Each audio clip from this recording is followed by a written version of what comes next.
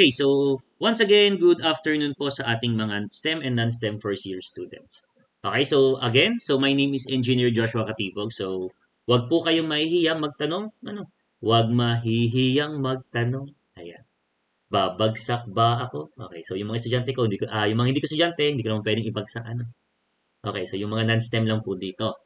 Okay, so actually guys, for today, we are going to tackle ano yung ating plane geometry and our solid geometry. Okay, sir, bakit po plane tsaka solid na lang po yung ating i-discuss for today? Okay, so actually this is a 2-hour session lang po. So actually, nag-intay din po ako ng ilang minuto pa. So tayo po umabot na ng 3:30. So kakaunti pa rin po kayo. Okay, so I think I should start the discussion. Okay, so counting background lang po guys sa ating plane tsaka solid geometry. So si plane tsaka po si solid geometry, sila po ay kumbaga ay magkapatid. Okay, bakit po? Yung ating mga formulas or principles po regarding sa ating plane geometry ay gagamitin nyo po yan para sa ating solid geometry. So there are lots of formulas po na kailangan nyo sauluhin. Okay, so again po sa aking mga non-STEM students, so please magsulat na po kayo ng formulas sa ating index card. Kasi po sa finals, okay, so I will be allowing you to use open formula. Okay, so I don't know lang po sa ibang professor sa from STEM kung kayo po pinapayagan ng gano'n. Pinapayagan ba kayo? STEM students? Or hindi? Last examination po, pinayagan. Last exam, so pinapayagan. Okay, so actually yun po yung aming magiging tulong na lang siguro sa inyo. Okay, so ngayon guys, pag-usapan muna po natin si plane geometry. So on my PowerPoint ngayon guys, hindi ko na sinulat yung ating mga formulas regarding plane geometries. Ang dami, okay? So yung ating mga formulas regarding plane geometry, bakit po? Okay, so you are already done. Okay, so on this particular topic. So I hope na kayo po ay meron ng idea regarding sa ating mga formulas. Okay, so andyan po yung ating mga area ng ating mga plane figures. Okay, so where is my pen? Wait lang po. Okay, so andyan po yung anong area. What is the area of the square given the side A and the side A? Anyone? Counting review nga muna po tayo before we proceed.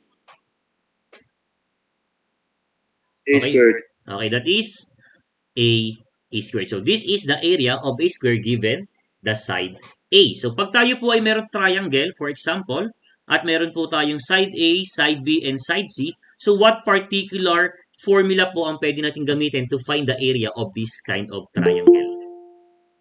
Heron's formula po. Okay, the Heron's formula. So alin po yung Heron's? Yung pong mahaba. Okay, so actually, I hope na meron po kayong mga kopya dyan ngayon sa inyong harapan. Okay, dahil sabi ko nga po, hindi naman po natin dito i-discuss po lahat kasi kukulangin po talaga tayo sa oras. Okay, so this is just a mabilisang discussion. So solving lang po tayo ng mga problems and that's it. Okay, so regarding circle naman po, given the radius, ano po ang ating circumference na formula? This is what? Counting review lang po. 2 pi r po. Okay, that is 2 pi r. And how about the area of the circle given the radius? So we have here pi r squared. Okay, so regarding po sa ating isang polygon, so kung ilang sides man po siya, okay, let's say this is side B, and this is, this is a hexagon, how we are going to find, okay, the area, given po yung ating number of sides, tsaka po yung ating length of each side. Okay, so anong particular formula po yung ating pwedeng gamitin dito? Okay, area. A is equals to 1/4. Okay, 1/4. And B squared. And B squared. 180 over Cotangent of 180 over n. Okay, so mukhang si Mr. Beig, mga kasundo natin to. Okay, so among the STEM students, siya lang po yung nagsasalita. Okay, so EN8, I think hahawakan ko kayo sa P6. So Mr. Dexter, nakatatak na yung pangalan mo sa akin. Noted po. Okay, noted po. Okay, so actually guys, we are going to start po with our first problem. Okay, so itong mga problems pong ito ay na-encounter na po ng ating mga non-STEM kasi ito po ay namili lang po ako sa kanilang semifinals na problem. Kung kayo po yung umattend ng aking special lecture last time, okay, nung last Saturday I think, so ito na rin po yun.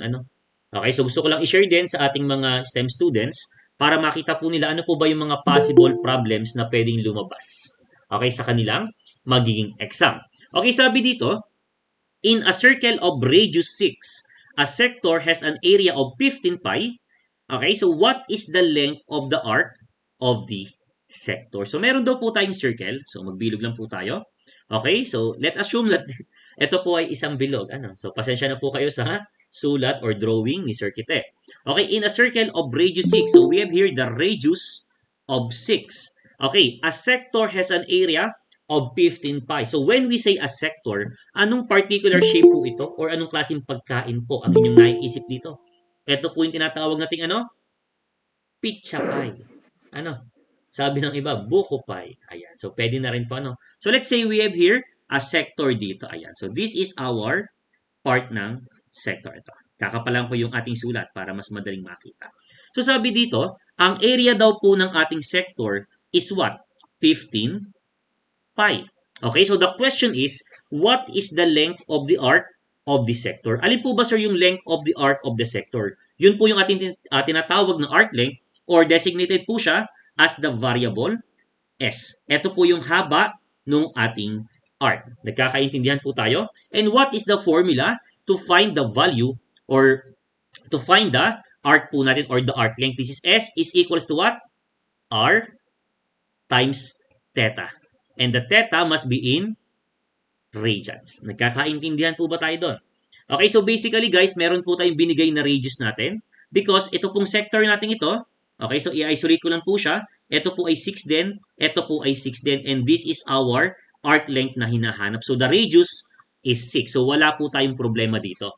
Okay, so ang kailangan lang po nating hanapin is yung theta po or itong ating angle ng ating sector. Sir, paano po yan hinahanap? So given po yung area natin, so ano po ang formula ng area ng sector? Area ng sector is equals to what? 1/2 r squared of theta, and theta must be in radians. So from here, the area of the sector is 15 pi is equals to 1/2. What is the value of r natin, sir? Ito po ay 6 po ang ating radius. So 6 is squared multiplied by our theta. So from by manipulating po nitong ating equation, what is the value of theta po? Okay, so please participate po lahat. Makikisuyo po ako. Okay, so theta is in what? What value? 5/6 pi rad. Nagkakaunawaan po tayo? Okay, so knowing na po yung ating theta that is in radians, so we can now compute for the arc length. So S is equals to what? So ang R po natin ay 6. Ano, given po natin yan. Multiplied by 5/6 pi. So what would be the value of our arc length? So basically, cancel. So we have here 5 pi. So this is in units kasi wala po tayong binigay na unit po dito. Okay, so any question po regarding our problem number 1? Okay, anyone from the STEM students? Any concern po? Parang gusto kong mag-lecture dito Parang gusto kong magtanong. Gusto kong magtawag. Available ba kayo hanggang mamaya? Siguro naman kasi nasa bahay lang kayo. Lalo na si Byron, wala tong ginagawa sa buhay. Maniwala kay sa akin. Ano? Okay, so let's proceed with problem number 2. So the answer here is 5 pi units. Okay, problem number 2. Okay, the side of a regular hexagon, okay, so measures 10 centimeters. Find the radius of the circumscribing circle. Okay, sir, ano po ba yung drawing nito? Sabi dito, meron daw po tayong regular hexagon. Okay, so drawing lang po tayo ng hexagon. Okay, so when we say regular hexagon, lahat po ng kanyang sides are equal. Ang pangit ng drawing ko. Ulit. Okay, so meron daw po tayong hexagon dito. Okay? So, ang measure daw po ng ating hexagon ay 10 cm po ang kada sides. Okay? So, find the radius of the circumscribing circle. So, when we say circumscribing circle, nasaan po yung ating circle? Nasa loob or nasa labas po ng ating hexagon? Sa loob. When we say circumscribing circle, nasaan po ang circle? Nasa loob or nasa labas ng ating hexagon? Labas po. Nasa? Labas po. Nasa labas. How about Mr. Reyes? Nasa labas po, sir. Nasa labas po, sigurado ka? How about, nandito ba si, eto, kapangalan ng aking ina, si Maria Cecilia. Okay, inay, nandiyan ka ba?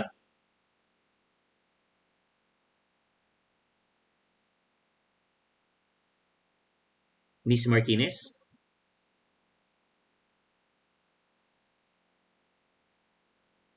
Going once? Wala. Okay, how about Miss Tiamsin? Kathleen May. Nasa labas po, sir. Kakagulat ka naman, ano? Wala mo lang, hi sir, wala mo. Okay, Hi, nasa sir. labas. Okay, so okay lang yun, walang problema.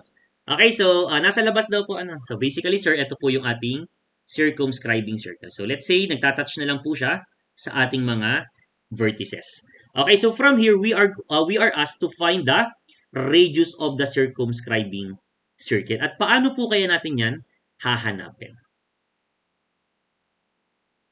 Okay, so sir, from the center po hanggang dito, okay, so basically, ito po yung radius na po ng ating circle. So therefore, sir, ilang triangles po ba yung mabubuo natin from the hexagon? So we can form 6 equal triangles. At alam natin, guys, na pag hexagon po yan, or we have a regular hexagon, okay, so alam natin that these angles po is 60 degrees each.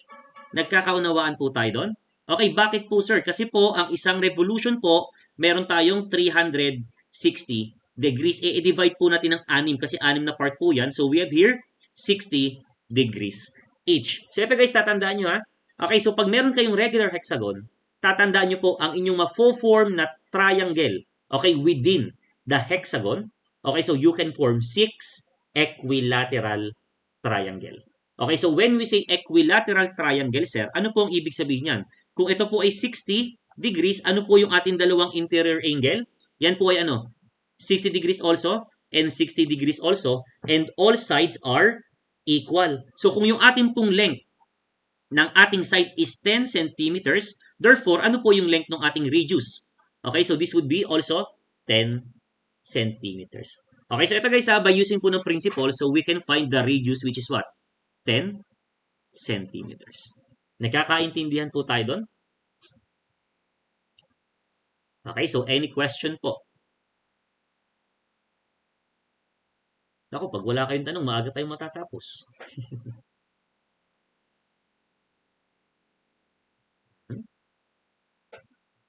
Okay, andito ba si Carl Daniel Malihan? Pare Koy?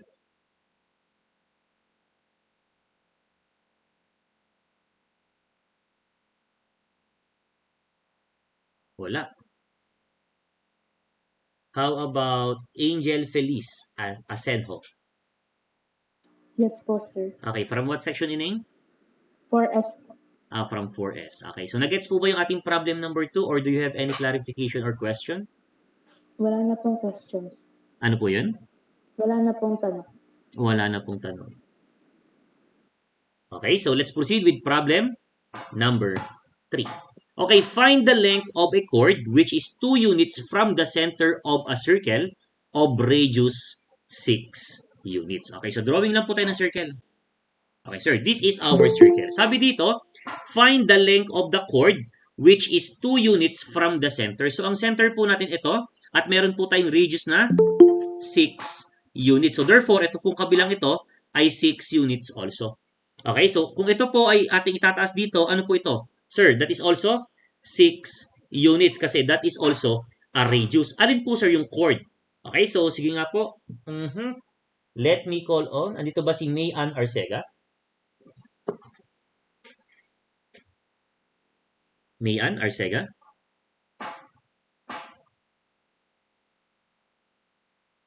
Okay, madaming wala dito Or ayaw lang umimik. Okay, how about, yung mga hindi pamilyar ang pangalan. Ivan Delgado.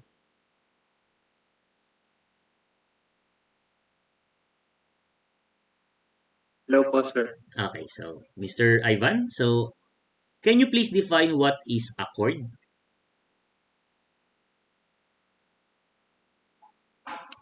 O nga pala, from what section pare ko 14S po. 14S. Sinong prof natin? Sir Escalona po. Sir Escalona. Okay, naituro po ba ni Sir Escalona what is a chord? Mr. Delgado?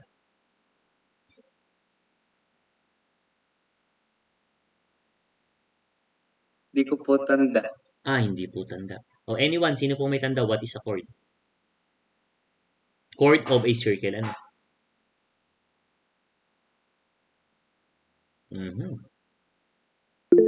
Okay, Mr. Byron Reyes? Sir, yun po ba yung segment? Iba po ang segment, iba po ang chord. Pero ang Empanada. segment, merong chord. Okay, Mr. Agdon? Tanda ko lang po yung parang empanada. Ano yung Brad? Sorry? Oh, yung parang pong empanada. Parang empanada. Di segment nga po yung tinutukoy nyo. Okay, what is a chord? Chord is a line segment that joins 2 points on the circle. Okay, so ano po yung tinatawag nating longest chord in a circle? Yan po yung ating diameter. Therefore, sir, ang itsura pala po ng chord ay isang straight line lang. Sabi po dito, find the length of a chord which is 2 units from the center of the circle. Kung ang total length po ng ating radius ay 6. So therefore, siguro somewhere dito yon, ito yung ating 2 at ito po yung ating chord na hinahanap. Nagkakaunawaan po tayo? Sir, paano po natin hahanapin yung ating chord na yan? Okay, so let me erase something. Palta ko yung kulay para mas madali pong makita. Okay, sir. Ito po yung ating chord na hinahanap. Okay, sir, paano po natin hahanapin yan? Okay, so what is the length of this chord? So, papangalanan ko siyang x. Okay, from this point ito ay x, and this is also variable x. Therefore, the length of my chord is equals to what? 2x. Nagkakaunawaan tayo? Pero sir, paano po natin gagawa ng diskarte to find the value of x? So, from the center of the circle, guys, I will draw a straight line from the center papunta po dito. Okay? So, ano po ito? Yung aking drawing na yon. So, yan din po yung ating radius of the circle. Sir, radius pa din po yan. Kasi by definition of radius, this is the point from the center which is equidistant sa ating circle. Nagkakaintindihan po tayo doon? So, from here guys, we can form a right triangle. Sir, ito po yung itsura ng ating right triangle na nabuo. Ito po ay 6, ito po ay 2, at ito po ay x. And this is 90 degrees. So from here, ano po ang pwede natin gamitin to find the value of x? Ang walang kamatayang Pythagorean theorem. Okay, so we have here 6 squared is equals to x squared plus 2 squared. So from here, please manipulate po what is the value of x.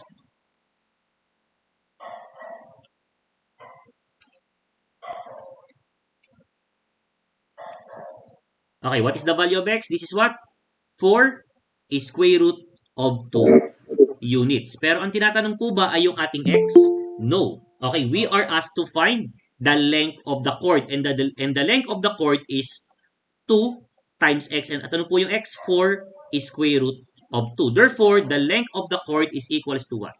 So, this is 8 square root of 2. Nagkakaintindihan po ba tayo doon? Okay, so this is our problem number 3. Okay, any question po or any concern? Okay, STEM pag may tanong po, wag po kayong mahihiya. Sayang po ang chance po. Okay, so I am willing to answer your questions po pag meron po kayong concern.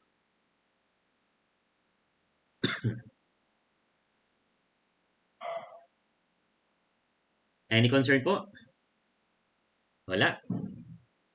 Babait ng mga to, walang tanong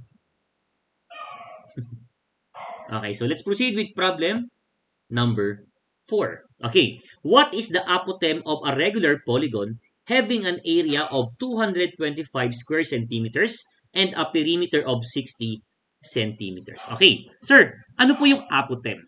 Okay, so when we say apothem, guys, so let's say po meron tayong isang regular polygon. Okay, so let's say hexagon na lang ulit. Okay, so when we say apothem, ito po ay yung ating line from the center papunta po sa midpoint ng isang side. So this is our apothem. Nagkakaintindihan po ba tayo?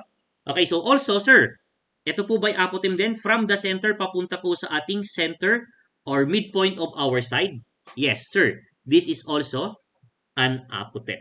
Okay, nagkakaintindihan po ba tayo? So we are asked to find the apotem of a regular polygon given po yung ating area. So area of the polygon is 225 square centimeters and the perimeter of this polygon is what? 60 centimeters. Pero ang question dito, sir, anong klasing polygon po ba yung tinutukoy dito? How many sides po kaya yung ating polygon? So wala pong sinabi. Therefore, mag-a-assume na lang muna po tayo. Okay, so let us assume na siya daw po ay isang hexagon. Okay, therefore, sir, kung yan po hexagon, ito po yung ating A.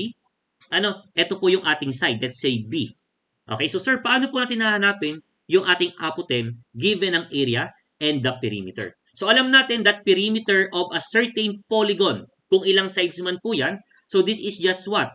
Okay, the side po natin, B multiplied by the number of sides, kung ilan man po yan. So this is B times N or P is equals to N times B. So this is our equation number 1. Okay, then sir, given po yung ating area, okay, area po ng ating polygon, paano po natin to ba i-relate sa kanyang apotem? So please look at this one. Sabi ko nga kanina, tayo po ay makakabuo ng ilang triangles po. Okay, when we are dealing with hexagon, sir, we can form what? Okay, 6 equilateral triangle in this particular polygon, ha? Okay, therefore, how many sides po ba meron ng hexagon? Sir, 6. Okay, ilang triangles po yung pwedeng mabuo? Okay, so let's say n times n sub t. This is the number of triangles. So we also have here 6 triangles. Sir, can we find po ba or we can find po ba yung area ng isang triangle? Yes, sir. Kasi po, given po yung ating B na base, okay, or the side po ng ating polygon, and the height, which is the apotem, we can find the area of a certain triangle, which is what? 1/2 base times the height. And the height is yung ating pong A. Okay, nagkakaintindihan po ba tayo? Okay, so this would be our equation number 2. Okay, so from here, the area of the polygon, okay, is equals to what? N, this is the number of triangles, times 1/2 B times A. Okay, do I make myself clear kung saan po nanggagaling yung ating mga formula? Okay, so from here, sir, perimeter is equals to N times B. So from here, N is simply what? Perimeter over B. Okay, so let's say this is our equation number 3. So I will be substituting equation number 3, papasok po dito. Okay, so area of the polygon is simply what? N, which is P over B, times 1/2 po ng ating B times A. So cancel, cancel. So area of the polygon is simply what? Okay, so P A over 2.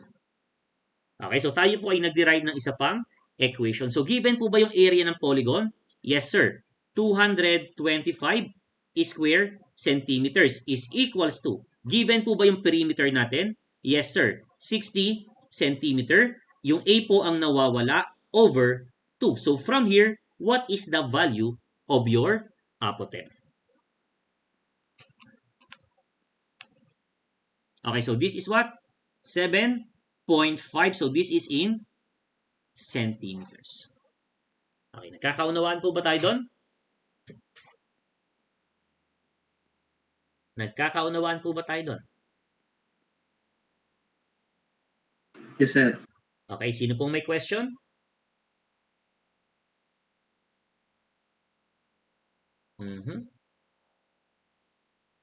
Okay, andito ba si Paula Landicho?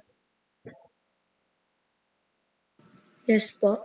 Okay, so Ineng, kamusta naman? Okay lang po.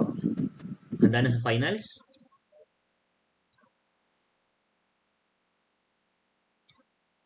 Uy, kinakausap eh, nagpapatay ng Medyo microphone. po. Ano? From what section kay Ineng? 2S po. From 2 STEM. Okay, so nakakahabol po ba tayo sa ating lecture ngayon, sa ating mga problems? Nagigets naman po. Nagegets naman, merong naman. Mukhang nagdududa. Ako, masama yan. Okay, so may question ka naman ngayon? Wala naman po. Sigurado? Opo. Kayang magsagot kayo ng next problem? Sir, wag po. Hindi na umimik si Ining. Ayaw.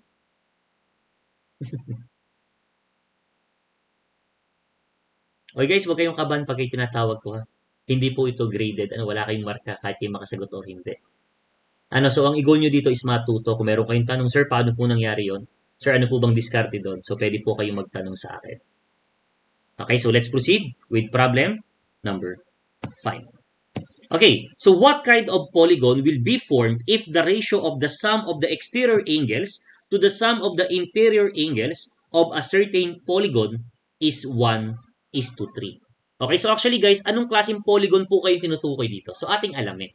Okay, so ang ratio daw po ng ating sum of the exterior angle to the sum of the interior angle is what? 1:3. Sir, ano po ba yung ating sum of the exterior angle? Anyone? That is what? 360 degrees. Okay? Nagkakaunawaan po tayo, so hindi po nagbabago yan. The sum of the exterior angle of any kind of polygon is 360 degrees. And what is the formula po sa atin naman pong sum of the interior angles? And that is what? N minus 2 times 180 degrees. Nagkakaunawaan po tayo dito. So, we are going to use what? Okay, cross multiplication po tayo. So, N minus 2 times 180 is equals to 3 times 360. So, please use your calculator. So, you have here, or we have here, 1,080. Then, divide both sides by 180. Okay, so N minus 2 is equals to what? So, 1080 divided by 180. So, we have here 6. Okay, so cancel to. Then, sir, lipat po yung ating negative 2 sa kabila. So, N is simply what? 6 plus 2, or the number of side is what? This is 8-sided polygon. At ano po ang tawag natin sa ating 8 sides na polygon? Okay, that is our octagon. Okay, nagkakaintindihan po ba tayo? Okay, so, any question po?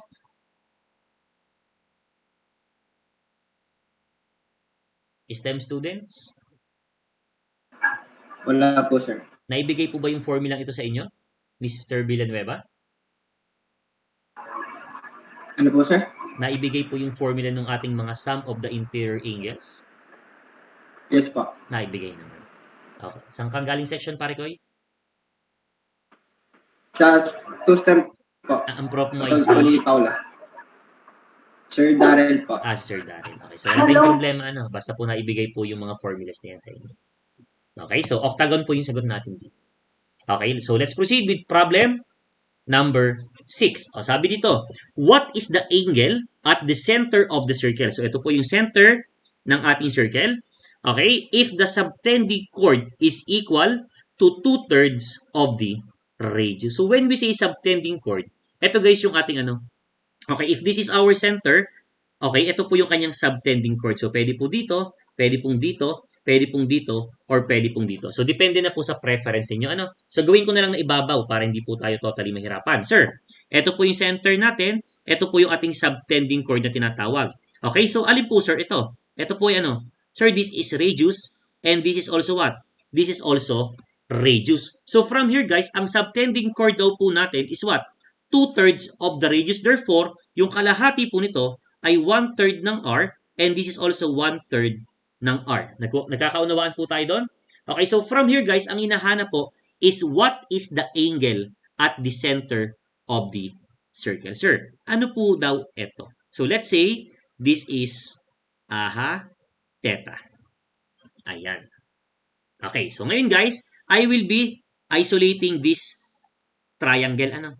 Okay, so ito daw po ay r, ito daw po ay r. So from the center, ito po ay 1/3r. Ito po ay 1/3r. Then, hatiin ko po yung ating angle. Okay, kasi ito po ay isang acute triangle. Therefore, pag hinati po natin yung ating angle dito, mahati lang po yan into 2 equal parts. So let's say this is alpha and this is alpha. So I can say that theta is what?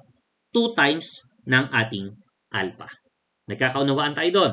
Okay, sir, paano po natin to hahanapin? Sir, anong triangle po yung mabubuo natin dito, sir? Sir, ito po ay isang right triangle. At alam natin na ito pong part na to ay 90 degrees. Okay, so therefore, anong particular law ang ating pwedeng gamitin to find the angle alpha? Okay, so isolate ko ulit yung triangle na nabuo natin, yung ating right triangle. Ito daw po ay R. Ito po ay 1/3R. Ito naman po ay alpha. Ito po ay 90 degrees. Okay, what particular law po kaya ang pwede nyo magamit regarding triangles to find the alpha? Sign law. Okay, that is the sine law. At ano po ba yung ating sine law? This is the side over the sine of the opposite angle. So therefore, we have here R over sine of the opposite angle, which is 90, is equals to, okay, the side 1/3R over yung pong kanyang opposite angle, which is what? Sine of alpha. So basically, sir, cancel to, cancel to. Okay, let's do the locomotion. Okay, the cross multiplication. So therefore, taas po ito, taas po ito. So sine of alpha is equals to 1/3 ng sine of 90. And to get the alpha, so this is what? The arc sine of 1/3 sine of 90. So from here, what is the value of our alpha?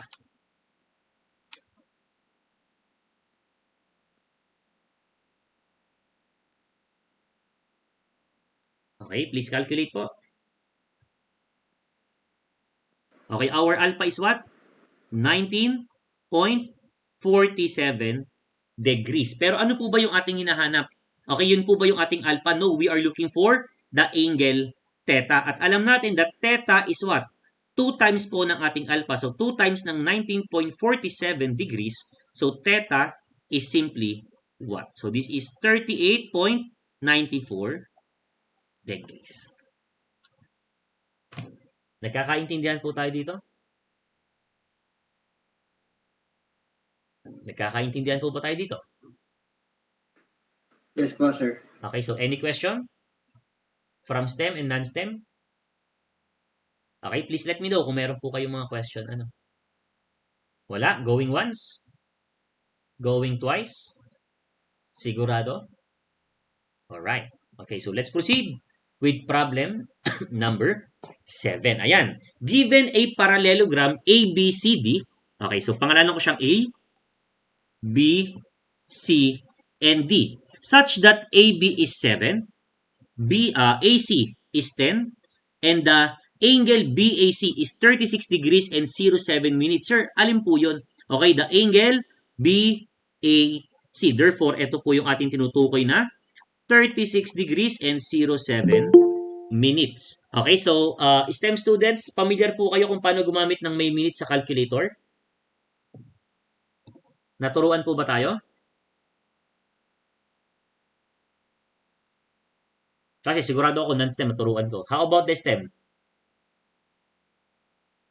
Anyone? Yes po. Marunong po. Okay, so sige, hindi ko na kayo problema. Okay, so from here, we are asked to find the length of BC. So let's say this is X. Okay, so anong particular theorem po kaya or law ang pwede natin gamitin to find the value of X? So given po ang ating two sides, okay, and the included angle, how we are going to find the value of X? Using what? Usapang triangle. So, hindi na po kayo lalayo kay na sine law, kay na cosine law. So, therefore, pwede po natin gamitin si cosine law. Okay, so from here, sir, x squared is equals to 7 squared plus 10 squared minus 2 times 7 times 10 cosine of 36 degrees and 07 minutes. So, from here, what is the value of x? Okay, so guys, I hope na or I would expect na alam po natin ang cosine law. Bay sinuhin, pindot naman ikaw. Dadalawa na nga kayong buhay ang camera, hindi pa nagalaw eh. Okay, what is the value of x po natin?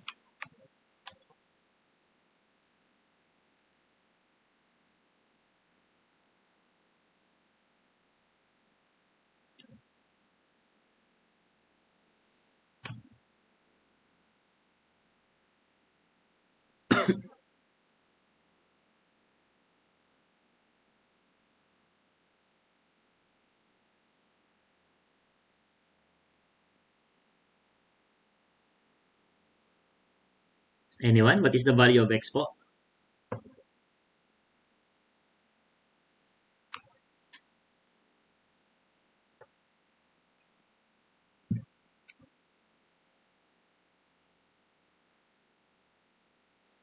$5.99 po. Okay, that is 5.99 units. Sino po nakakuha ng sagot na to? Siyempre, si Mr. Ambal. Siya po yung sumagot eh, no? Oh, ilan yung sagot? 4 lang? How about the others?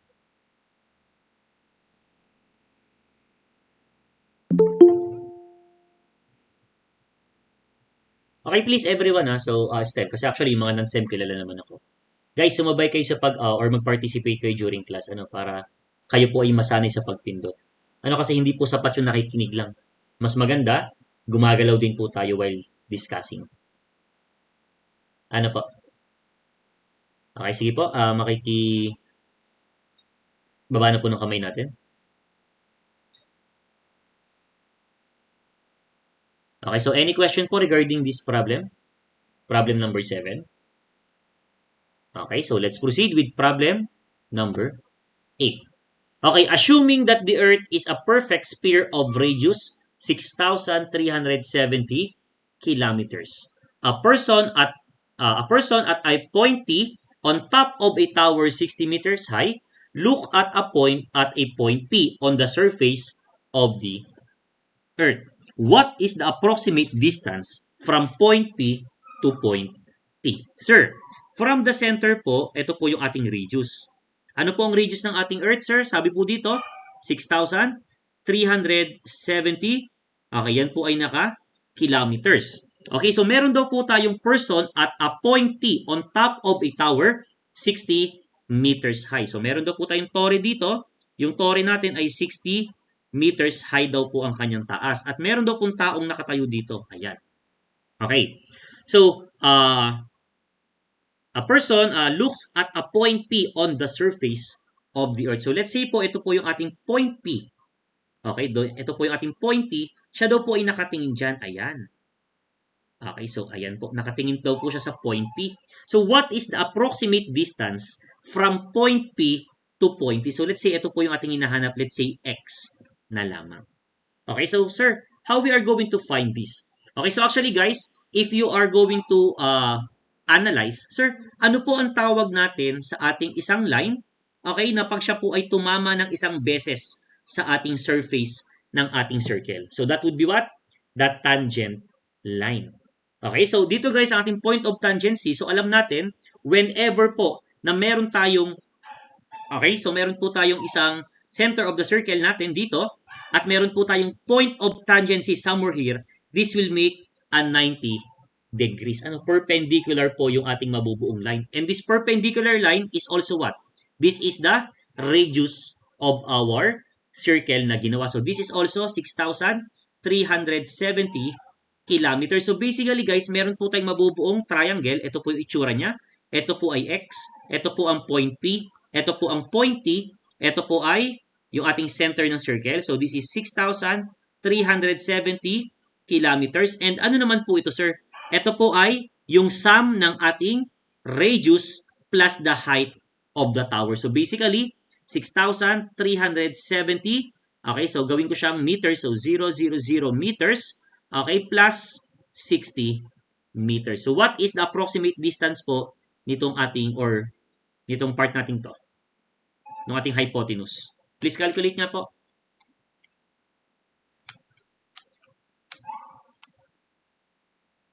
So this is what? 6,370.06 kilometers. Okay, so from here, sir, nakabuo po tayo ng ating right triangle. So therefore, sir, ano po ang ating way para mahanap po yung ating x? Okay, so ang walang kamatayang Pythagorean theorem. So from here, 6,370.06 kilometers, so squared ko po yan, is equals to x squared plus 6,370 squared. So from here, what is the approximate value of x?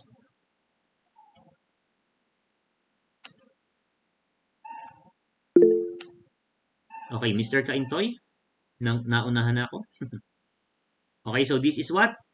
27.6478. Okay, anong unit natin, Mr. Kaintoy? That would be kilometers. Okay, so any question po?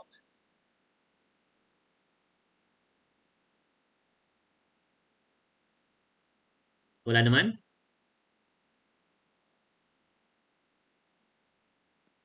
Any question? None? Okay, so let's proceed with problem number 9. So ganito siguro mangyari guys, actually wala rin naman sumasagot sa akin. Wala rin nagpa-participate, so I will be solving na lang po yung problems natin. So tingnan na lang po natin kung kayo po yung makakahabol. Okay? Kung tanda po ba yung mga tinuturo ng inyong mga respective professors. Okay, am I clear? So determine the area of a regular 6-star polygon if the inner regular hexagon has 10 centimeter side. So when we say regular 6-star polygon, tandaan nyo guys, okay, na lahat po ng ating mga edges po or yung ating mga sides na makikita mo dyan ay equal po. Okay, so from here sir, ang ating daw pong regular hexagon, meron daw po siyang 10 centimeter na side. So to find the area of this polygon, okay, so kailangan mong hanapin ang area ng ating polygon sa loob, tsaka po yung ating mga triangle sa labas. So unahin muna po natin ang ating area ng ating hexagon. So we have here, given po yung ating sides, okay, which is B. Let's say B is 10 centimeters. So this is a hexagon, therefore the number of side is what? So this is 6-sided polygon. So we are going to use what formula? So 1/4. Then we have here n b squared cotangent of 180 over n. So from here 1/4, ang n po natin ay 6, ang b po ay 10, so squared cotangent of 180 over 6. So what is the area po ng ating hexagon sa loob?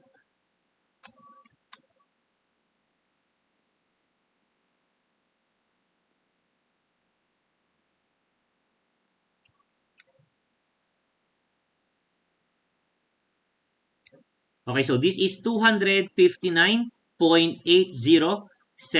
So tayo po ay naka-centimeter. So the area is in square centimeter. Ito po ay area pa lang po ng ating hexagon sa loob. Ano naman sir?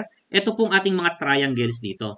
So actually guys, if you are going to see, so sabi ko nga, pag tayo po ay merong regular 6-star polygon, yung ating mga triangle sa labas, sila po ay equal po sa isa't isa.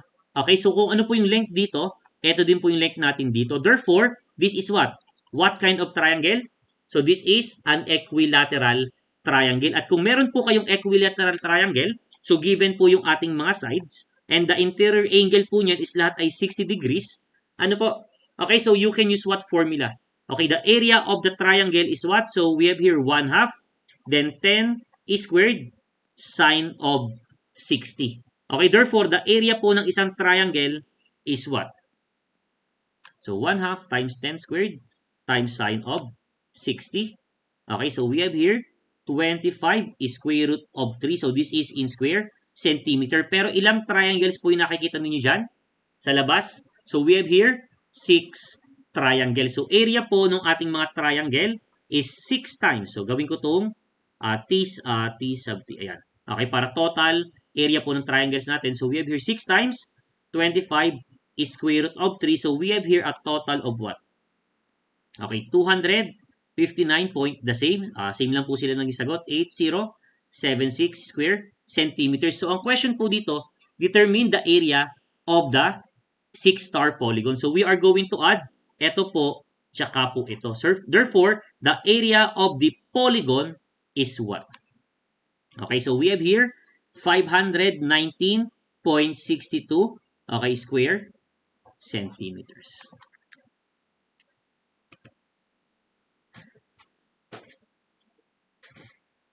Any question po?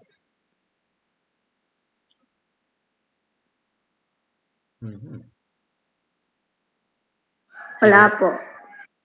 Abukal.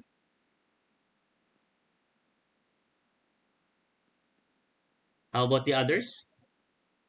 Nagagets pa naman? Okay, Mr. Villanueva. Sir, tanong ko lang po yung area ng polygon. Applicable po lahat ng cotangent doon? Or ayun po yung pinakamismong formula? Eto po. Yes po, sir. Okay, pare ko yan po ay finding the area of a certain polygon. So, any sides po. Basta po regular, wala pong problema. Kahit ano pong n. Yes po. Kaya any number of sides po yung ating n. Pwede pong 3, pwedeng 4, pwedeng 5, pwedeng 6, and so on and so forth.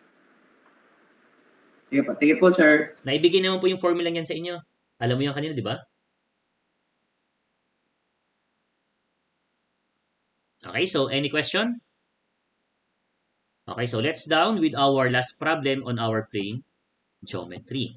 Okay, so a regular hexagon is inscribed in a circle whose diameter is 20 meters. Find the area of the 6 segments of the circle formed by the sides of the hexagon. So when we say segment, ayan na po yung sinasabi nating empanada kanina. Therefore, ang pinapahanap po dito is the area of the 6 segments. Alin po yung mga area yung sir? Ito lang po mga shaded natin ito. Okay, yan po yung ating pinapahanap na areas. Ano daw po yung areas ng ating mga segments? So anyone, ano po kaya ang pwede natin gawin dito to find the area ng ating shaded portion? Okay, so basically, makakakita ka dyan ng isang hexagon, makakakita ka din ng isang circle. So if we are going to subtract the area of the circle minus the area of the hexagon, so you can find the area of the segment.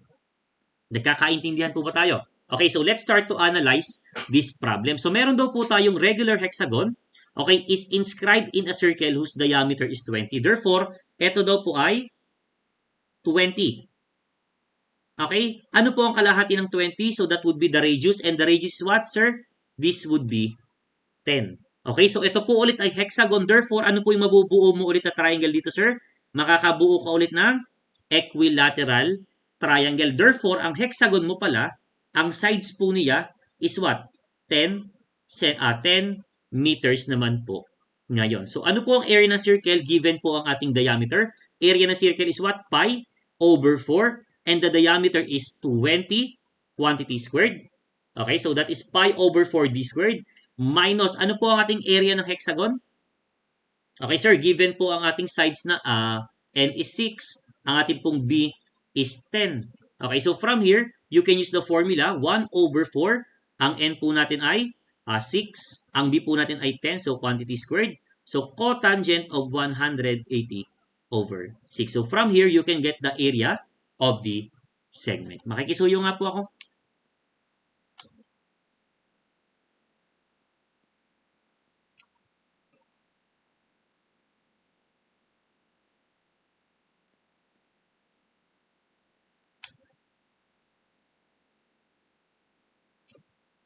Okay, the area of the segment po natin na naiwan is what?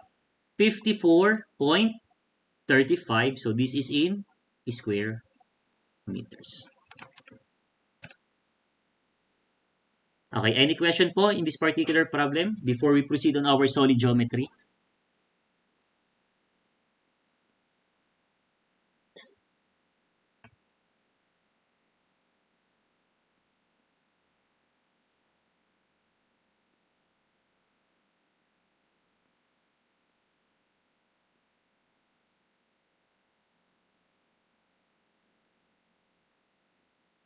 Any question po? None? Sir, Yes po. itatanong na po ako. Ano po yung nasa pi over 4? Ito po. Yung pong, yung denominator po ay 4. Ito po. This is the formula of the circle, Brad, given ang diameter 5 over 4 d squared. The area of the circle given ang diameter. Diameter pong given. Saan ka ba familiar, Brad? Sa area ng circle Sorry given po, ang sir. radius? Pi r squared? Sorry po, sir. Nalito lang po. Sige lang, walang problema. Okay, I am here to address your concern po. Wala po ka tayong maging kaso doon. Okay, any more concern?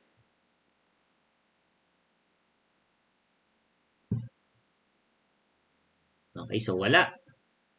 So ngayon guys, papasok po tayo sa ating solid geometry. Okay, so actually guys, ang solid geometry po, hindi rin po yun mahirap. Basta gamay nyo po ang ating plane geometry. So dito guys, meron lang akong nilagay ng mga ilang formulas na kailangan po nating tandaan. Okay, so when we say prism and a cylinder, so when we are dealing with solid geometry nga po pala, we are dealing with yung ating mga 3D na figures. Okay, yung ating mga solids. Okay, so meron po tayong prism na tinatawag, meron po tayong cylinder. So I hope na ito po ay na-discuss na sa inyo. Okay, so don't worry, siguro naman ay by next week po. Sino nga po dito yung inabot lang i-parallelepiped? Okay, so yung nga po ng kamay? Ay, sinaabukal. So, tapos kayo hanggang parallelepiped. So, cylinder in hindi nyo pa na-discuss.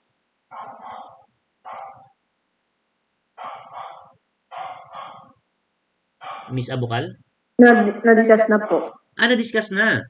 How about mga frustum o by pyramids and a cone? Hindi ko pala po, sir. Ano ba talaga?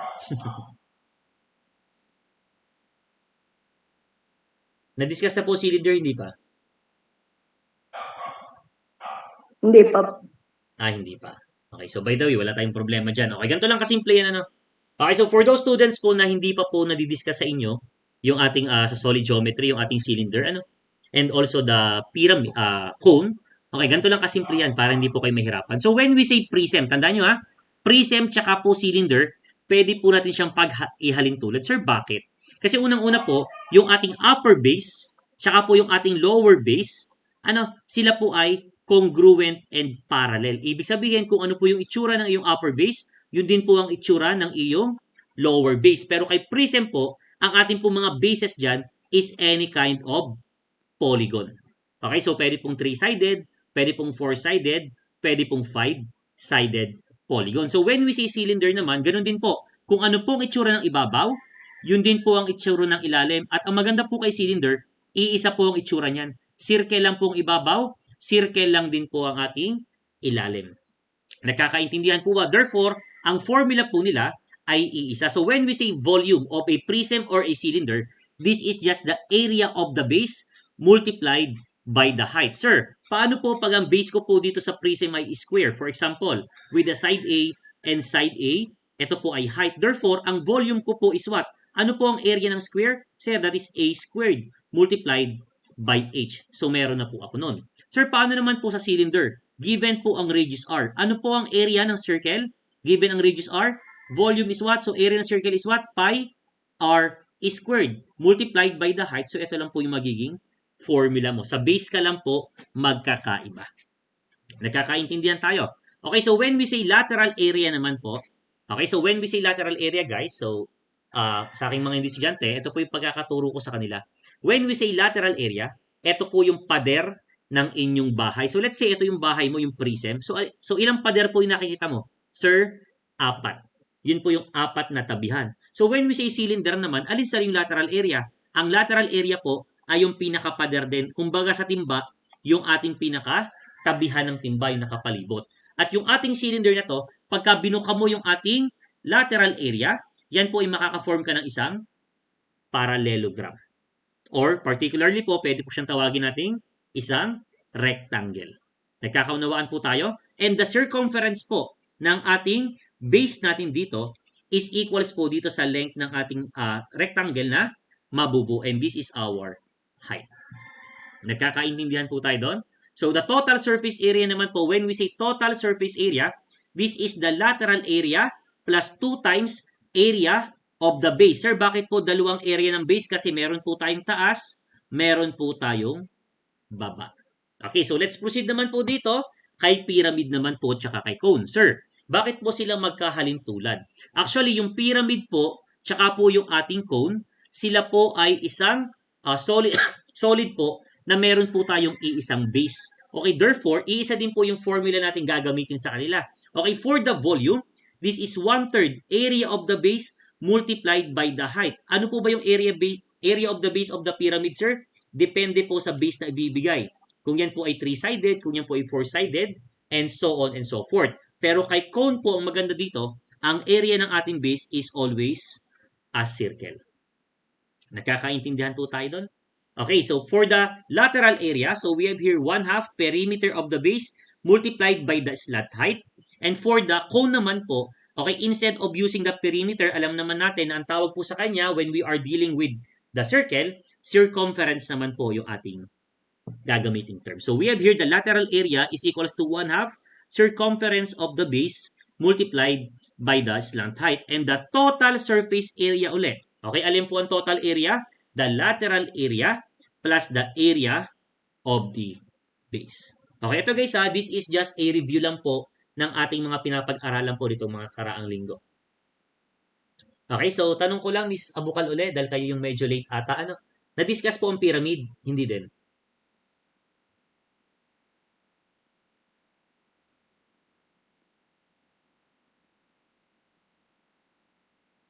Wala, sino yung? Mr. Beig, Dexter? Yes po. Magkaklase kayo ano? 8 STEM po ako. Ay, iba pala. Sorry. Alam ko magkaklase kayo. Si Abukal na lang. Neng. Na-discuss ba ang pyramid? Hindi din. Hindi pa po. Hindi pa. Naku, paano kaya kayo nito? Okay, so tingnan natin kung kaya pong humabol. Pero alam pong ibig sabihin ng mga lateral area.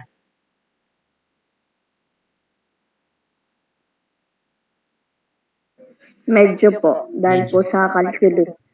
Sa calculus pa, hindi pa sa math plus nakuha. Ay, nako, kung mahaba lang po yung oras natin.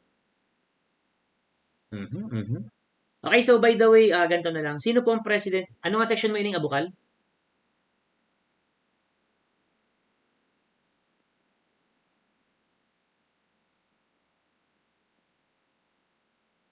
Miss Abukal?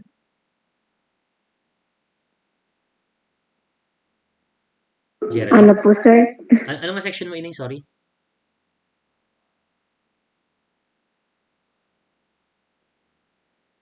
EN14S po.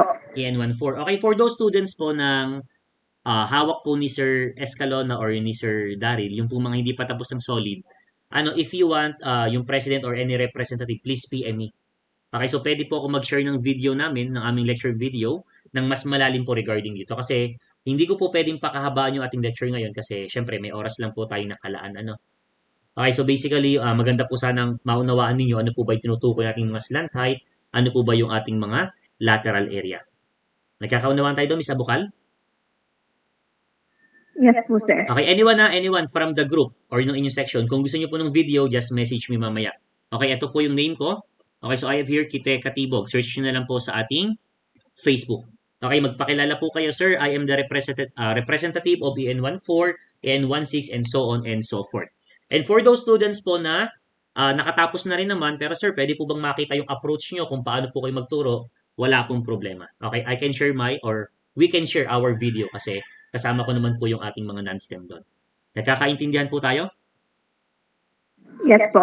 Okay, kasi actually mahirap para sa akin mahirap umabol ng syempre, yung discussion ko ngayon, alam ko na ito ay parang review lang for the finals. Mahirap po yung ultimong lateral area, hindi po natin gamay. Nagkakaintindihan tayo?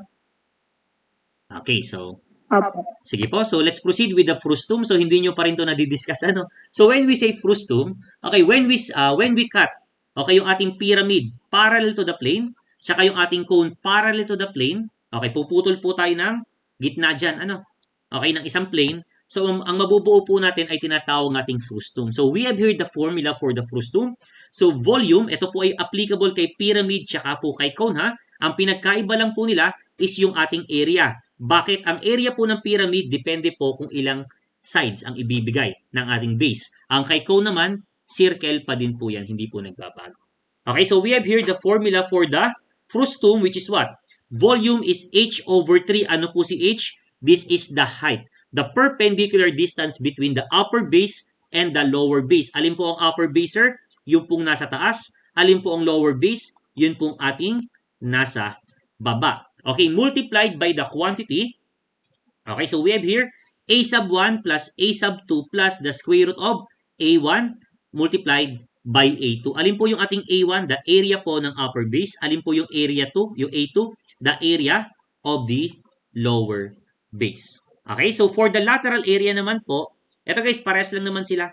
Magkaiba lang po ang designation kasi when we say polygon, okay, we are dealing with perimeter. Okay, pagka cone naman, so circle po ang base, we are dealing with circumference. So the total surface area po ng ating frustum is, sorry, is the lateral area plus area ng upper base plus area ng ating lower base. Okay, so please take note of the formulas na lang para sa mga hindi pa nakaka-encounter. Okay, so message nyo po ako mamaya para ma-share po namin yung video namin sa inyo in case na gusto nyo pong pag-aralan. Okay, so let's proceed with the sphere. Ito po yung sphere, simplihan lang natin. Okay, the volume and the surface area na lamang. So we have here, volume is equals to 4 over 3 pi r cube. Ano po yung r? R is the radius of the sphere. Okay, then surface area is 4 pi r squared or pagka given po yung ating diameter. Okay, so pi d squared. So please take note of the formulas na lamang po. Okay, ang dami na po nag-aalisan. Sige lang. Okay, so I don't know kung naalis po ba sila kasi hindi makarelate sa topic. Kasi sir, ano po yan? Hindi pa po namin napapagdaan. Okay, so let's try to solve a certain problem. Okay, so a circular piece of cardboard with a diameter of 1 meter will be made into a conical hat 40 centimeters high by cutting a sector off and joining the edges to form a cone. Determine the angle of the sector that has been cut off. So, meron daw po tayong circular piece of board. Na yung ating circular piece of board, meron po tayong diameter na 1 meter. Therefore, ang ating pong radius ay ano? The radius is what? 0.5 meters. So, ito guys, yung ating daw pong sector dito na ating tatanggalin ay ating pong bubuuin na isang cone. Ayan.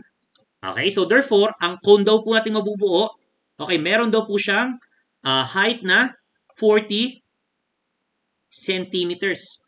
Okay, so basically 40 centimeters is what? This is 0.4 meters.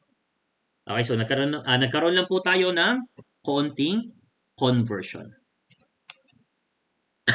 Okay, so from here guys, ano po ang ating hahanapin, sir? Determine the angle of the sector that is being cut off. So ito po yung ating theta ang hanapin. So if we have here the sector, ito po yung ating theta. Ang radius po niya is 0.5 meters, 0.5 meters.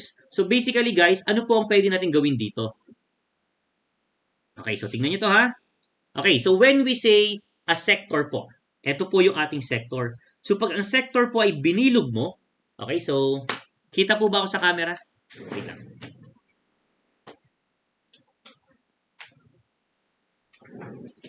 Okay, andito pa rin yung nakatago kong papel. Ginamit ko sa ating discussion. Okay, kita po ba ako sa camera, guys? Okay, ito po yung sector natin. Okay, ito pong aking drawing ito. If you will see. Please look at my camera. Yung pong sector kong ito, yung pong aking side na itong hinahawakan, this is the radius of my circle. Okay, this is the radius of my circle. Therefore, sir, ito po yan, 0.5 meters. So, sabi dito, we are going to join the edges. Sir, alin po yung edges? Ito po yung edges natin. So, pag pinagsama po natin yan, okay, so dun po kayo makakabuo ngayon ng ating cone. Therefore, yung edges pala natin, which is the radius of our sector or our circle, will be the edge naman po ngayon ng ating, sabihin pen ko, ng ating cone. Sir, ito po yung cone natin. Okay, ito na po yung cone natin. Ito na po yung magiging 0.5 meters. Ito pong part na to. Ano po yung height natin, sir?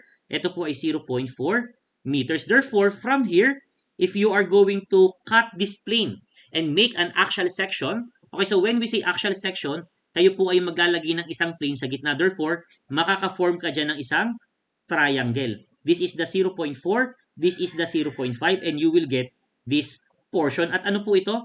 Ito po yung ating radius ng ating base. So, let's say small letter r. So, from here, sir, how we are going to find the value of r? Using the Pythagorean theorem. So, burahin ko lang to para magkasya yung ating magiging solution. Okay, so to find the value of r, this is 0.5 squared is equals to 0.4 squared plus r squared. So, r is simply what? So, 0.5 squared minus 0.4 squared. So, we have here, okay, 0.3. So, this is in meters. Okay, sir. Meron na po tayong radius. Ano po ang sunod nating gagawin? So, based po sa ating sector kanina, sir, ito po ay 0.5. Ito po ay 0.5.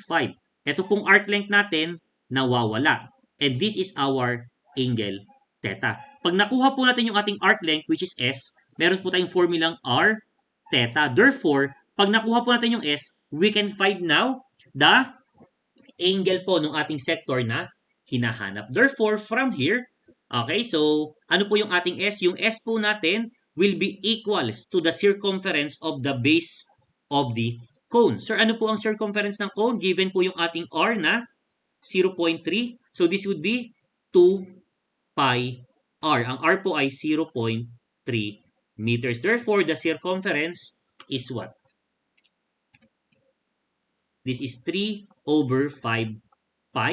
So, this is in meters na equal po siya kay ating sector. Therefore, 3 over 5 pi is equals to R, which is 0.5, okay, multiplied by theta. And this theta is in radians. Therefore, theta is equals to what? Okay, this is 6 over 5 pi. Ito po ay naka-radians. At paano po tayo mag-convert ng rad to degrees? Sir, 6 over 5 pi, ito po ay in radians. So, therefore, we are going to multiply 360 degrees over 2 pi. So, we have here, okay, 216 degrees. Ito po yung ating hinahanap. Okay, ang nangyari dito, mukhang review to ng non-STEM ano. Okay, kasi tapos po natin yung topic na to. Okay, nagkakaintindihan po ba tayo on this particular problem? Any question?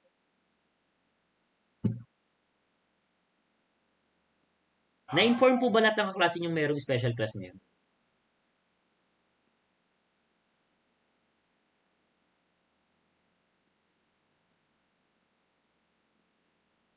Kasi kakunti, 30 plus lang kayo. Ay, ilang sections kayo. Approximately dapat abutin kayong 200 plus. Ay, nako. Okay, so sige. Solve na tayo ng ilang problems. Okay, sabi dito, if the edge of a cube is increased by 30%, by how much is the surface area increased?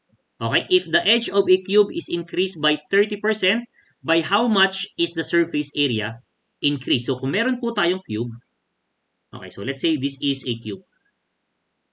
Okay, yung ating pong cube, ang property po niyan, all the edges are equal. Let's say, A na lang po yung ating edges.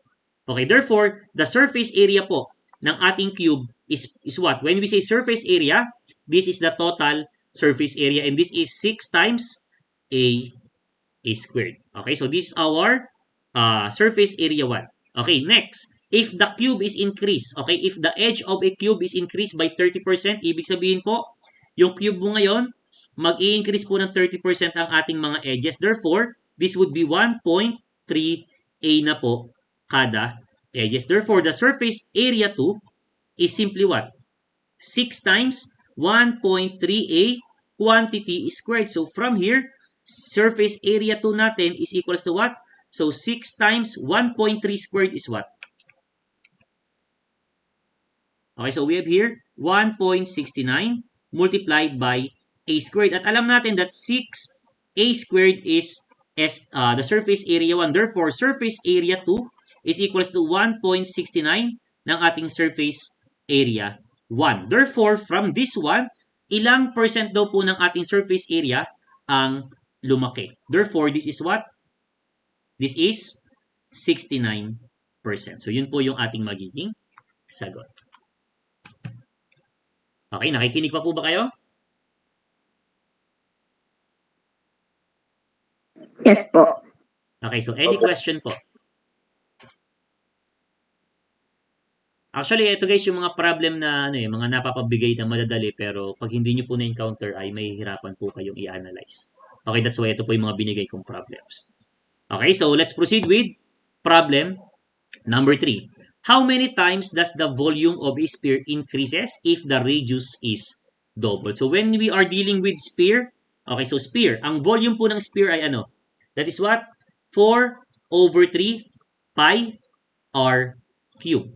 Okay, so ito po yung ating volume ng ating sphere. So sabi dito, how many times does the volume of a sphere increases if the radius is double? So let's say po, yung una mong sphere, this is only R. Okay, so ang volume 1 mo is simply ito. Then, sir, nag-increase daw po yung ating radius, magiging siyang double, so 2R. So therefore, ang V2 mo is what? 4 over 3 pi. Ang R mo ngayon ay 2R. Okay? So cube. So from here, V2 is what? 4 over 3 pi. Okay, then, simplify po natin itong mga exponent. So we have here 8R cube. Okay, so from here, 4 over 3 pi R cube is what? V1. Therefore, V2 is 8 times nung ating V1. Therefore, ang tanong po dito, how many times does the volume of the sphere increase? It increases 8 times the original. Nagkakaintindihan po?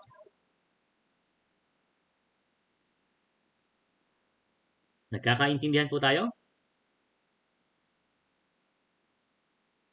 Yes po.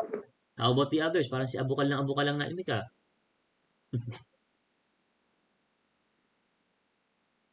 Any concern? Wala. Wala po. O, sige nga, try nga natin. Try nyo nga po kung sino kaya magsagot nito. Tayo magkaroon ng interaction. Okay, so a wooden sphere of radius 61 centimeters is cut by a plane 60 centimeters from the center. Find the area of the circle that is formed. Okay, so please try to solve nga po.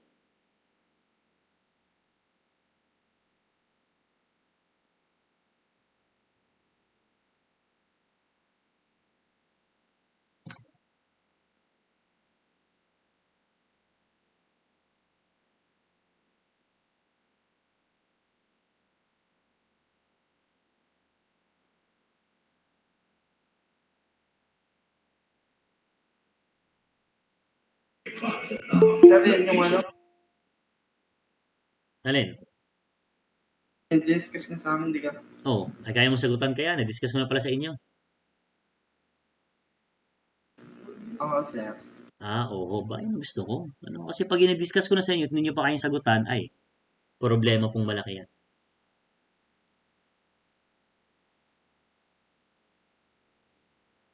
Ang galing makatanda ni Mr. Bastante ah.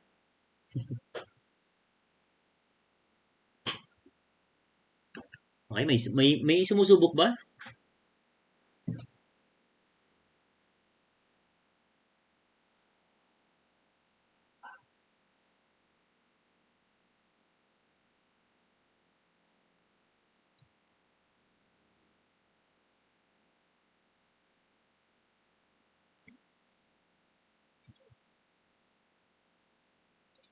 Okay, so sige, makinig.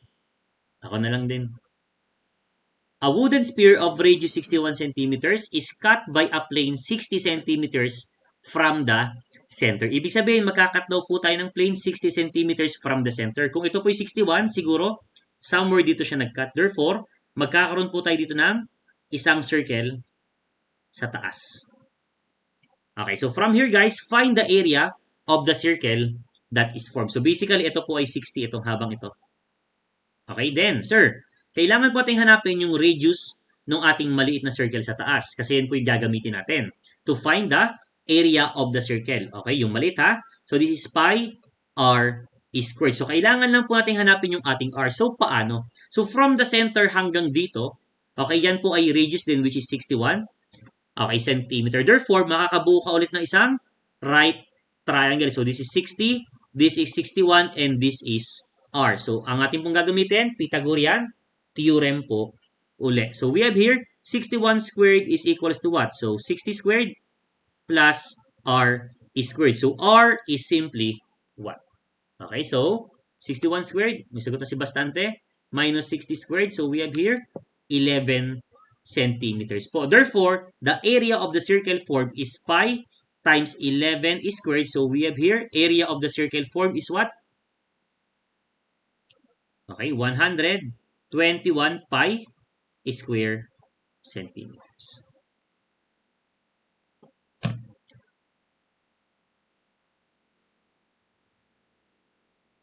Okay, so sige.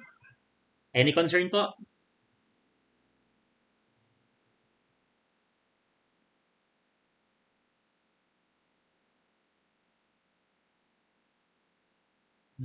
Wala. Sige, problem number 5. Okay. A circular, this is a circular cone. Okay, a circular cone having an altitude of 9 meters is divided into two segments having the same vertex. Okay, if the smaller altitude is 6 meters, find the ratio of the volume of the small cone to the big cone. So meron daw po tayong isang malaking cone. Okay, ito yung ating malaking cone. Yung ating malaking cone, meron daw po siyang altitude na 9 meters. Okay, so ito daw po hinati into two segments or into two cones having the same vertex.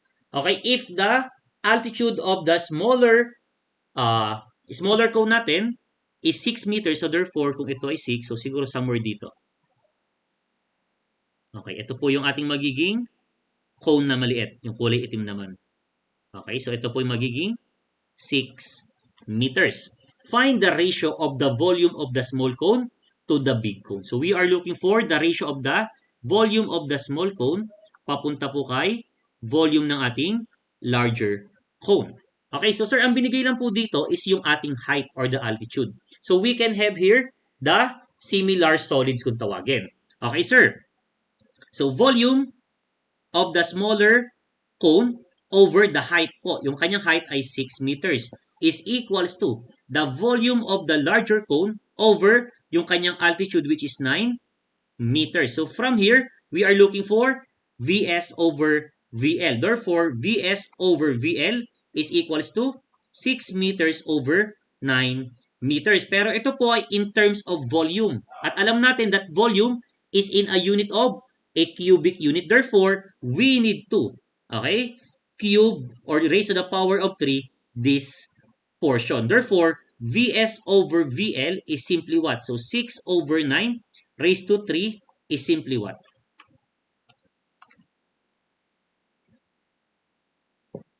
Okay, that is what? 8 over 27. So, this is the ratio po ng volume ng ating small cone and sa big cone. Okay, non-STEM, makikisuyo po ako. Nasagutan niyo na po ba yung ating activity? Maraming ganyan. Napansin niyo ba yun? Nakuha na naman to, Mr. Reyes. Hindi. Alam niyo na gagawin ngayon. Kaya ako nagsama ng isa. Okay, di ba? Napakadali lang naman. Nagkakaunawaan tayo? Okay, so that's it. Ganun kasimple. 8 over 27 or 8 over 27 or 0.2963. Nagkakaintindihan po tayo? Okay, so gusto nyo pa? Ilan na naman kayo? Kakaunti rin ng non-STEM eh. Okay, sige. Para sa mga gustong matuto talaga. Okay, so let's proceed with problem number 6. Find the volume of a cone to be constructed from a sector having a diameter of 72 centimeters and the central angle of 210 degrees. So, meron daw po tayong sector muna. Sir, ito yung ating sector. Okay, so ang ating sector, meron daw po siyang central angle na 210 degrees. At ang diameter daw po niya is 72. Therefore, ang radius is what? 36 centimeters. Okay, so sir, we are looking for the volume of the cone to be constructed. Therefore, when you create a cone, okay, from this sector, yung ating arc length will be equal to the circumference of our cone. Okay, so the volume of the cone is what? Okay, what is the formula for the volume of the cone po natin? That is 1/3 area of the base multiplied by the height. Sir, alin po yung height? Ito po yung ating height. May binigay po ba? Wala pa. Okay, yung radius po nito, hahanapin din natin. Pero, ito pong ating pinaka-slant height dito, yan na po yung ating 36 centimeter. Okay, sir, saan po kaya manggagaling yung ating radius? So, from this, yung ating arc length, this is what? R theta. So, S is simply what? Ang R po ay 36 centimeter times 210 degrees. Okay, so i-convert po natin yan papunta sa ating radian. So, we have here what? Okay, so we have here 2 pi over 360 degrees. So, what is the arc length?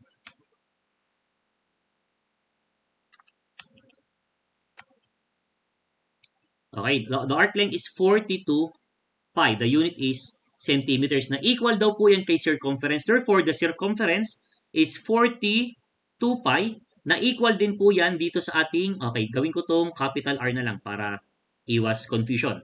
So, from here is the circumference is what? 2 pi R. So, from here, what is the value of the radius of our base of the cone? So, this is 21 centimeters. So, kung meron kang triangle na mabubuo dito, ito po ay 36, ito po ay 21. Kaya pong hanapin ang height? Yes, sir. Using ulit ang ating Pythagorean theorem. So, height is simply what? Okay, please use the Pythagorean theorem. Okay, this is 3 square root of 95 centimeters. Okay, meron na po tayong height. Pwede pong hanapin ang ating area ng base. Therefore, volume is equals to what? 1/3 ang area po ng base ay pi. Ang R po natin ay 21 squared multiplied by the height of 3 times the square root of 95. So, the volume is what?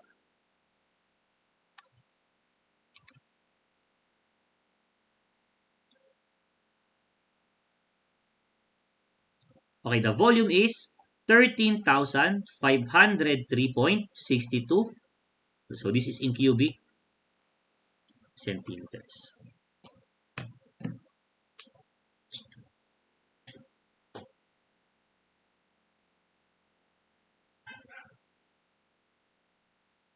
Okay, any question po? Wala. Nakakahabol ka mga non-STEM. Sir, parang may ganito rin ba sa ating activity? Hindi pa nakikita. Ayan. Kung meron man, madali na. Okay, so we still have 7, 8, 9, and 10. So, 4 problems pa. Okay, ito. Sige, madali rin to. I think meron ganito sa ating activity. The space diagonal of a cube. So, when we say space diagonal, so meron po tayong cube.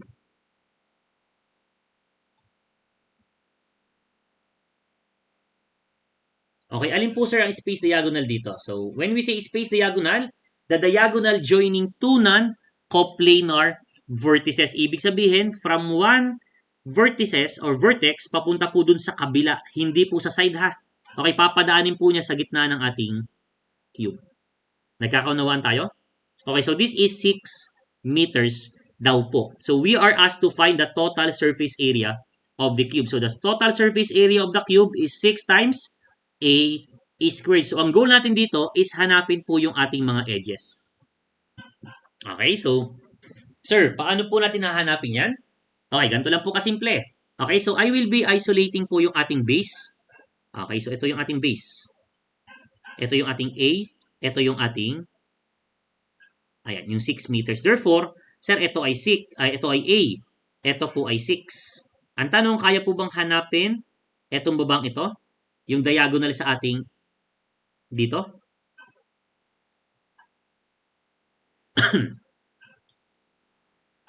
Kaya po bang hanapin? Yes, sir. Using po ng ating Pythagorean theorem dito. Kasi ito po ay A, ito po ay A, so we can find, okay, the value or the variable po dito. Okay, so let's say this is X. So X squared is simply what? A squared plus A squared. So X squared is what? 2A squared, or X is simply the square root of 2A squared. So, meron po tayong X. I will be considering po yung triangle natin ito. Yung nakatayo natin dito. So, ito ay A, ito ay X, ito ay 6. Therefore, to find po yung ating X, ang X po natin ay square root ng 2A squared. So, we are going to use what? Pythagorean theorem po uli. So, 6 squared is equals to A squared plus yung ating x squared is what? Okay, so this would be 2a quantity squared. Ito ay meron pang squared dito. Therefore, from here, cancel. So, 36 is equals to a squared plus 2a squared. Or simply, 36 is equals to 3a squared. And a is simply what?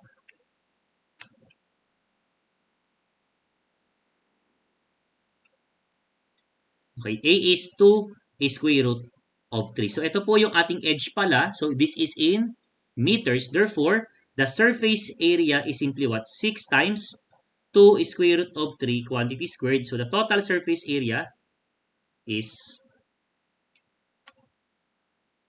72 square meters.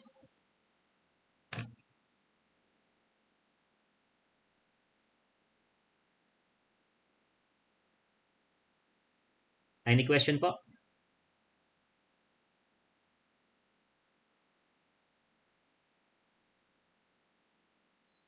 None? Okay, problem number 8. Okay, the base edge of a regular pentagonal prism. So when we say prism, so sir, equal po yung ating upper base, equal din po yung ating lower base. So this is a pentagonal prism. So ilang sides po ang ating pentagon?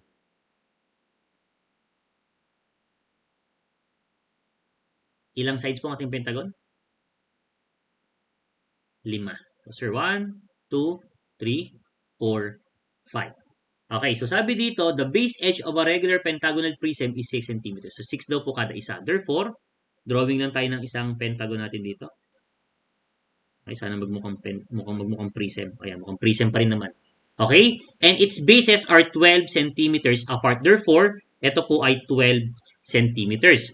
Find its volume in cubic centimeters. So, alam natin that volume of a certain polygon is what? Area of the base multiplied by the height. So, ang height po, wala tayong problema. Meron po tayong 12. Ang problema lang po natin is the area of the base. Pero ang area of the base natin is a regular pentagon with a side of 6 centimeters. Therefore, area of the base, so we can use what? 1 over 4 n b squared. Cotangent of 180 over n. So, this is 1 over 4. Ang n po natin ay 5. That is a 5-sided polygon. Ang b po natin ay 6, so quantity squared. Cotangent of 180 over, okay, so we have here 5. Therefore, the area of the base is equals to what?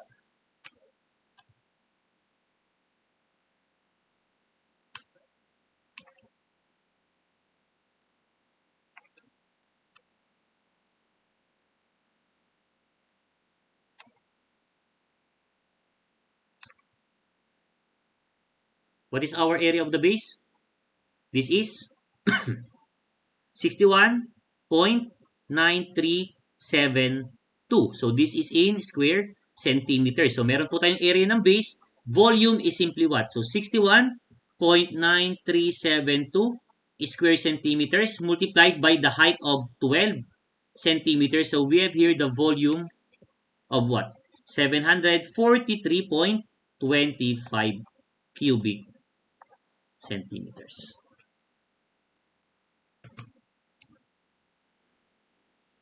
Okay, any question po regarding problem number 8?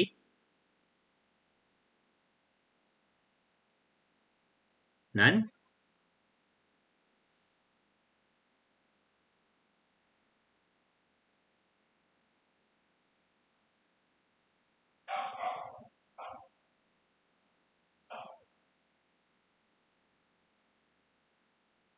Okay, so problem number 9.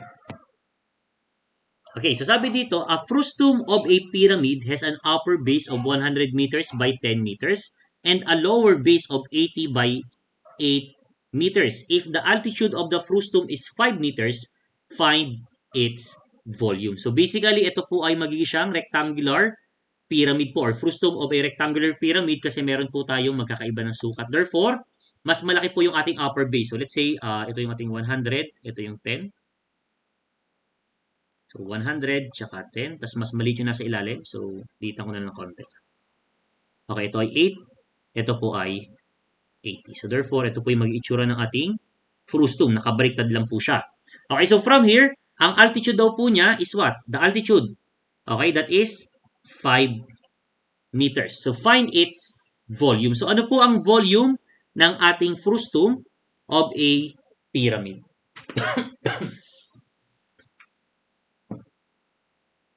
Anyone? Nailista po ba kanina?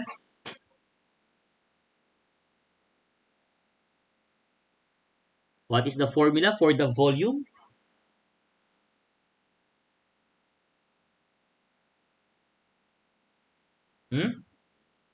H? 449.07 po ba? Nakuha mo na agad. Ano sagot mo, pare Goy? 449.07 po. Hindi, formula mo na. Ano po? Height over 3 times yung pong A sub 1 plus A sub 2 plus square root of A sub 1 times A sub 2. Okay, so ano po ang iyong A sub 1 dito? Okay, yung upper base mo, that would be 100 times 10. So anong area 1 mo? 1,000 square meters. Ano ang area 2 mo? Sir, area 2 is the area of the lower base. So 80 times 8 po is what? That is 640 square meters. So from here, volume is what? The height is 5 over 3 times area 1 is 1,000. Area 2 is 640 plus the square root of 1,000 times 640. Okay, makikikalculate nga po nito.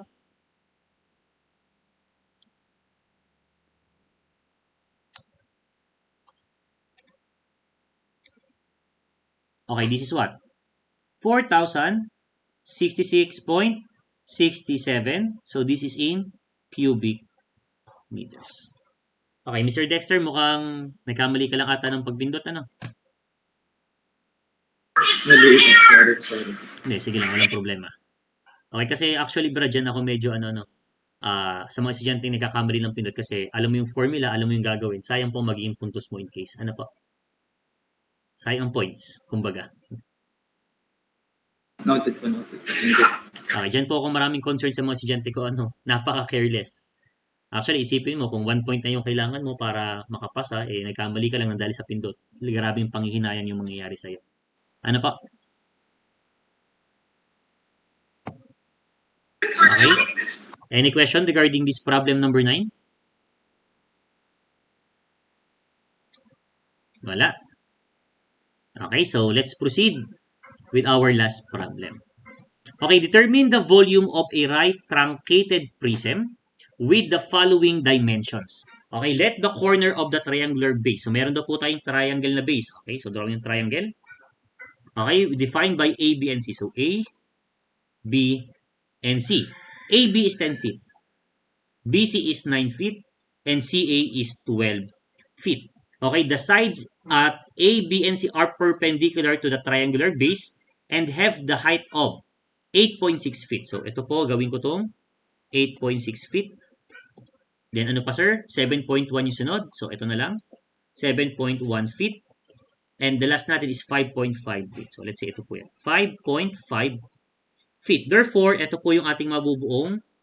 Okay, so this is a truncated prism. So, when we say truncated prism, siya po ay oblique to the base, hindi po parallel. Okay, therefore, sir, ano po ang formula for the volume po dito? Okay, so anyone who can give me the formula for the volume of the truncated prism? That is area of the base multiplied by the average po ng ating height. So, we have here 3 heights. So, h sub 1 plus h sub 2 plus h sub 3 over ilang height po yan? 3. So, therefore, volume is equals to what? Ano po ang ating base? Sir, ito po yung ating base. And this is a triangle. Ano? So, yung triangle po natin, meron po siyang 12, 10, and 9. So, tanong, kaya po ba natin hanapin ang area ng ating triangle given the 3 sides? Yes, sir. Using what? The Heron's formula. So, alam natin that Heron's formula, okay, area is equals to what? The square root of S times S minus A times S minus B times S minus C.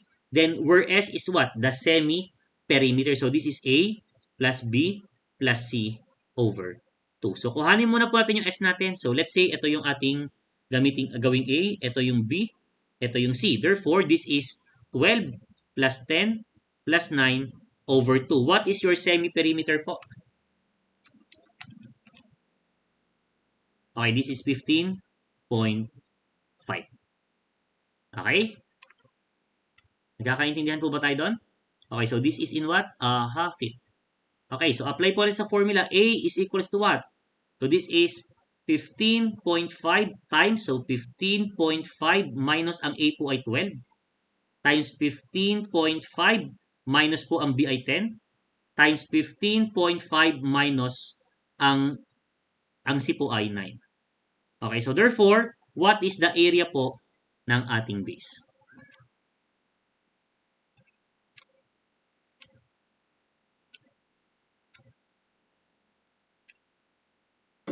$44.0390 po. Okay, 44.0390. Okay, gamitin ko yung 4 decimal So this is in square feet. Okay, so we have here the area 44.0390 multiplied by the height 1 is 8.6 plus height 2 is 7.1 plus the height 3 of 5.5 over 3. So from here, what is the volume of our truncated prism?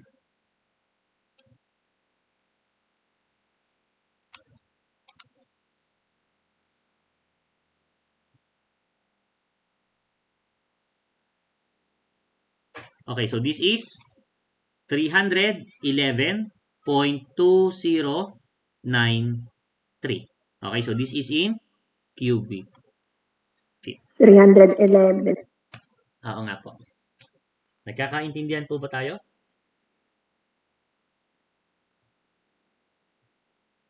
Okay, so little piece of advice lang po para sa ating mga estudyante na hindi pa po tapos ng solid. Okay, so I think guys, kailangan nyo po mag-focus sa plane geometry kasi po, okay, so upon my discussion sa aking mga estudyante, okay, so ang solid geometry po magiging madali sa'yo if wala kang problema sa plane geometry. Kasi more on po dito, ang gagamitin nyo is more sa ating plane geometry na properties or mga principles po. Nagkakaintindihan po ba tayo?